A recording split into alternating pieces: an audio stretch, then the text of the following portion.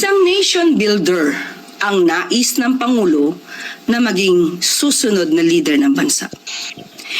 Isang taong may pagmamahal sa bayan ay kailangan. Meron po tayong magagawa.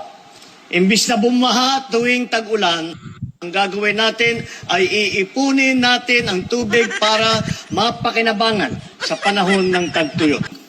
Ngunit hindi sapat ang pagmamahal lang sa bayan ang pinanghahawakan. Dapat ay may kakayahan o competence na mamuno. May talino. Kitang-kita ko na maraming proyekto para sa flood control ay palpak at bumuho.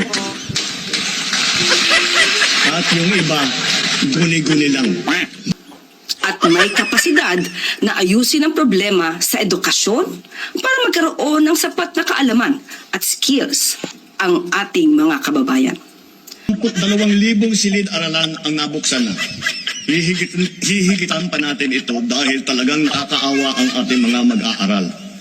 Ang kailangan ng bansa ay taong hindi pamumulitika ang pinagtutuunan ng pansin, kundi ang pagpapaunlad ng bayan. Hanggang 2025, ang kabuuang pera na dumaan sa akin para ibigay kay Pangulong Bongbong Marcos at kay dating Speaker Martin Romualdez ay umabot sa 56 billion pesos. Bagsak ang ekonomiya ng Pilipinas ngayong taon ayon sa pinakabagong ulat ng World Bank. Nagpaalala ang Pangulo na ang nagiging agenda ng iba ay paulit-ulit na pag-criticize. Iyon lang ang tanging nagiging trabaho nila. Walang ibang ginawa kundi siraan lang ang ibang programa ng administrasyon. Hindi anti-clear. Kayo ang nagsisiraan dyan sa administrasyon. Pakinggan nyo. 2,000 silid-aralan ang nabuksan na. Hihigitan pa natin ito dahil talagang nakakaawa ang ating mga mag-aaral. Ayan, anti-clear, malinaw ang sinabi ni BBM. 22,000 paaralan ang nabuksan na at higitan pa. Pero sino ang nagsabi na hindi totoo? Yung DPWH Secretary. Pakinggan mo. So, for 2025 po, out of 1,700 na dapat gawin, 22 pa lang po ang completed at 882 po ang ongoing. O yun, malinaw, anti-clear. Hindi na kailangan pang siraan pa si BBM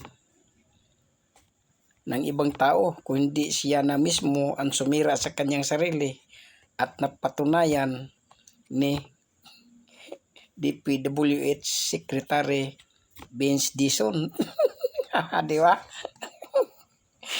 Kayo mismo dyan naglaglagan na eh. Kaya dapat ipaalam sa ating mga kababayan na ang pagiging Pangulo ay maging isang leader na namumuno sa bayan, hindi para magyabang lamang. Bakit si BBM nagmamayabang, anti-clear? Panoorin ninyo. 5,500 flood control project ang natapos na at marami pang iba ang kasalukuyang ginagawa sa buong bansa. Ito naman ang patotoo ni Chavit Singson. Huwag po kayong maniwala kay Marcos dahil niloloko lang tayo. Wala pong flood control na 5,500. Siya mismo nagsabi na guni-guni lang. At yun lang mga kababayan. Maraming salamat sa inyong panonood.